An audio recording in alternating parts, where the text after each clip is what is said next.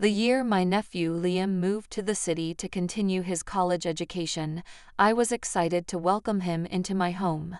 Coming from a quiet village of fresh air and simplicity, Liam was having a hard time making the transition to city life. As his mother Margaret's younger sister, I was happy to provide a place for him to stay. Being 7 years younger than Margaret, I led a life filled with both activity and solitude. My husband James and I had been married for several years, but our relationship had become distant and resembled a mechanical routine. With no children, there was a deep silence in our 3-bedroom apartment. One of those rooms was assigned to Liam so he could adjust and thrive in the bustling rhythm of the city. Liam was like any young man in his first year of college, wide-eyed and impatient, though not always confident. He spent his days chasing girls, going to the movies, and exploring the bustling city life, but success in romantic relationships was hard to come by. He soon found solace in his friendship with 2 local classmates, Nathan and Oliver, who became his partners in crime for gambling, partying, and endless internet surfing. As for me, I was constantly working, often from dawn until late at night, and James was often away on business trips. We grew distant from each other, and the cracks in our relationship weren't hard to see. We barely interacted as husband and wife, and I often wondered if that part of our marriage had dissolved without us realizing it. Living under the same roof with Liam was curious. I tried to be a responsible, caring aunt, but I wasn't blind to how he perceived me. I was in my early 40s but kept in good shape, something I often heard about from others.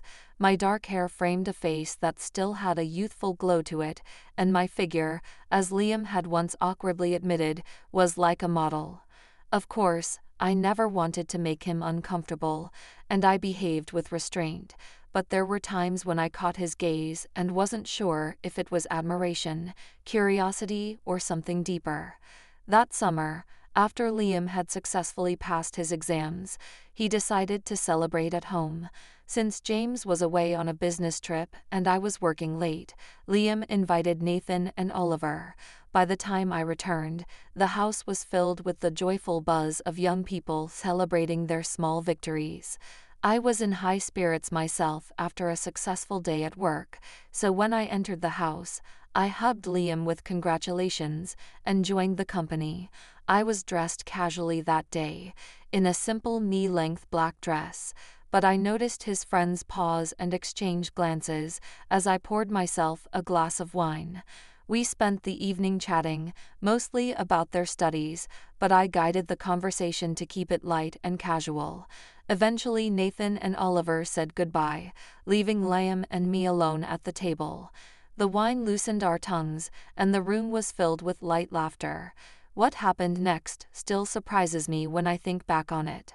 One moment we were reminiscing about how the year had gone, and then there was a pause, one of those silences that are heavy on unspoken emotions.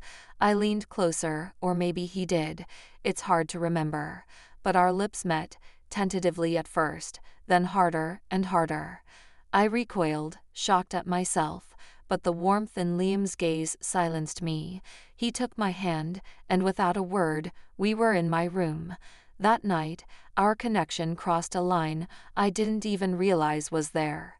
In the days that followed, we agreed to keep it a secret, a fleeting moment of weakness, we told ourselves. We resolved to remain calm and respectful, so it would never happen again. But emotions aren't always so easy to control, and sometimes the heart finds a way to defy reason.